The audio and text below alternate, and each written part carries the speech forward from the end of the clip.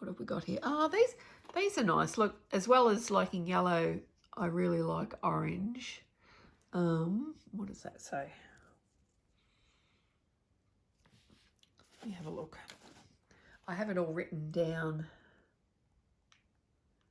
with photos. Can't quite.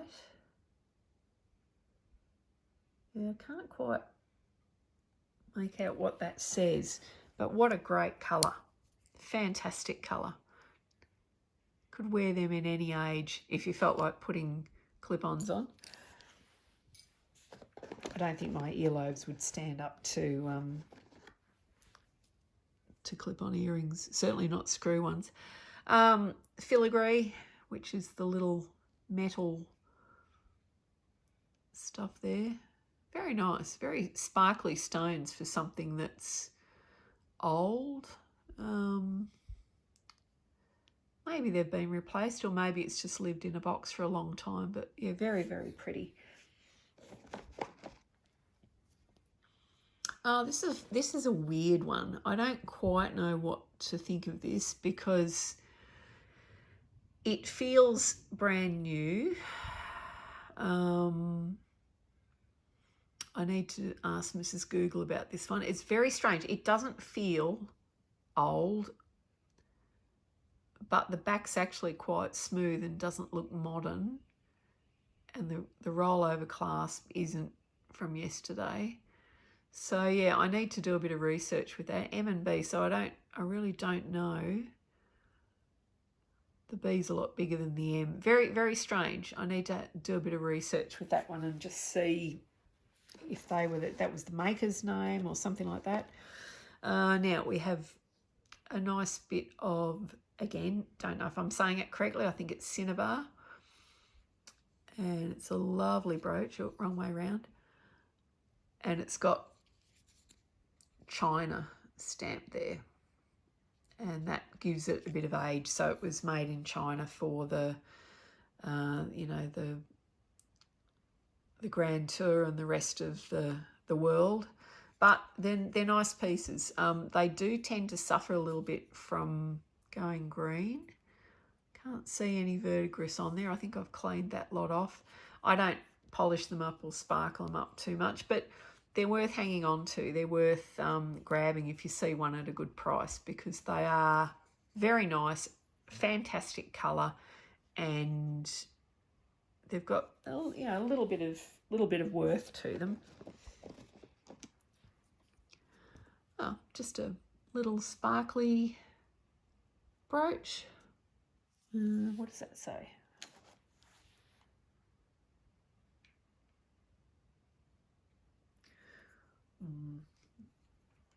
My eyesight's not good today. Bond Boyd. So I'll have to Google him. So it's a Bond Boyd. It's very nice though. Nice, good little sparkles. Good back on it. Nice and smooth. I always like the silver backs that have got that sort of a finish on it. Oh, we've got rivets. Woohoo! Swedge. Nice. How nice is that? So when you've got these rivets on the back and you've got that height to the stone there, they're called swedge. I don't know why. And that is just pretty. Very, very pretty. Even though that's missing a stone there. And again, that would be near impossible to find. Something that matches there. But it's okay as it is. It's fine. Beautiful brooch. Really lovely. This is a modern Scottish brooch. You know, not old. You can see from the back it's fairly roughly finished around the edges, fairly flat. They make a lot of these even today in Scotland to sell to the terrorists that go there, the tourists. This is beautiful, this one. So another riveted swedge brooch, but look at this. This is stunning, absolutely stunning. Love the colours. It is chocker full of everything good. Just beautiful. Great size. not too big, lovely and sparkly, and just beautiful. Love that brooch. Some of those little ones, just chocker full of colour, are so nice. Oh, now this feels very, very yesterday. Probably low Visa or Diva or something like that, it feels like. I'm missing a stone there, which can be easily replaced. Yeah, I'd say this is something fairly modern. It might have even been one of my market pieces. Does anything actually come off? Better not force it too much. But yeah, this is modern chain. Feels very modern. But look, it's still nice. People like buying that sort of stuff. Anything that's a little bottle or a little perfume thing, people love. Gorgeous. Look at the height on that. And I don't know whether it's necessarily check. It's check-ish. It's from that sort of era. And it's got unusual sort of back on it because it's got a solid metal back. Now, if I call it peking glass, people will yell at me. So it's not peking glass. However, if you look on eBay and those sort of places, you'll see pieces that have that effect on the glass selling as peking glass, but apparently it's not. But that is what people sell it as. And it's lovely. It's nice. But yeah, that's just, I don't even know that's glass. It's just very cheap. But yeah, nice brooch, great height. I always like the height on pieces. Yeah, we're getting down the bottom here. I have to tip him out, I think. This immediately feels like a miracle brooch. So yes, it looks like an old Scottish brooch. Turn it over and somewhere there, it will say miracle. They hide their mark, but there usually is one there, but that says miracle. So you can tell by the weight of it that it's not a proper Scottish one. And there's something about the feel of the metal. The more jewellery you look at, the more you'll be able to see what's proper silver, what's old and what's not. And you can see there, the stones are nicely replicated, but they're just bits of glass to replicate agate and the Scottish stones. But it's a nice piece. People collect miracle. They've been going for decades. Yeah, nothing in there. Down to the last ones. Good grief, this has gone on a while. There's millions of these. Old, you know, they're a bit crappy. The stones have gone a bit yellow. They're not worth a lot. And if you're going to buy something that's fairly basic and there's a lot of them, generally people prefer a little bit of colour. So you're not going to ever sell anything like that for a lot. Now this is a Schreiber Hiller, a German company from the 1930s, and they patented this channel setting of the stones. And you can see on the side that they've got that wavy bit on the metal. So that's what they patented, the way of setting these stones so that there's no prongs. And I love their stuff, and I especially love the backs because the backs are just beautifully finished, typical German engineering, and they're made in a particular way. They didn't sign their work. Sometimes you get DRGM, which is basically means made in Germany, and pre-World War II, so there was no West Germany. But these are, I love them. I like that style with no prongs, and I like the way it's put together. So that's a nice little one that just sits beautifully. Can wear it in any era, in any situation. Oh, now, me and pearls, we don't really get on particularly well. If I put that on my teeth, it's a bit gritty, but I really don't have the knack of knowing when something is pearl or not. It does have a mark there though, and I think it's silver. There are lots of these around. Some of them are worth a lot, and some of them are Koya, some of them are, you know, Japanese pearls and Mikimoto and all that sort of thing. I have no idea. So unless it actually tells me, I can't possibly know. It's got a mark on it. It just says silver. So no idea. No, absolutely no idea. I don't go out of my way to buy them, but if I get them, I keep them, and then I don't know how to assess them. What's this? Nice little thing. This is really odd, this wreath leafy bit on the back.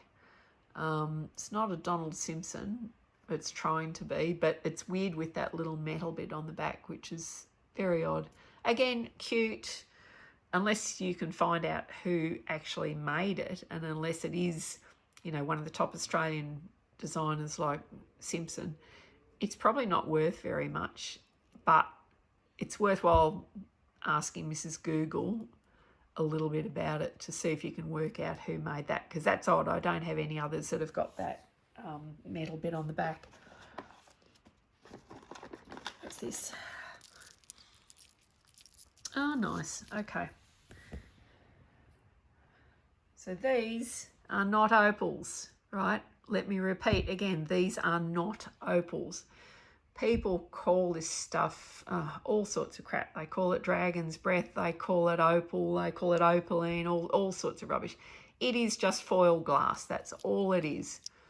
Just bit of glass, bit of colour in the back, etc, etc. It's not opal. Opal shouldn't be mentioned anywhere near it. It's just foil glass. It makes me grumpy because people are selling all sorts of things with the word opal in it. It's beautiful. I love it. I really love the look of it, but it is absolutely not opal. And you can see the nasty glue on the back.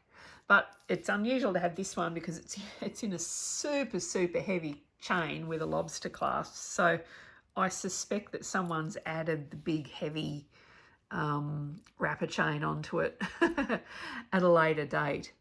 But remember, not opal, not. Nearing the bottom here. Oh, pretty.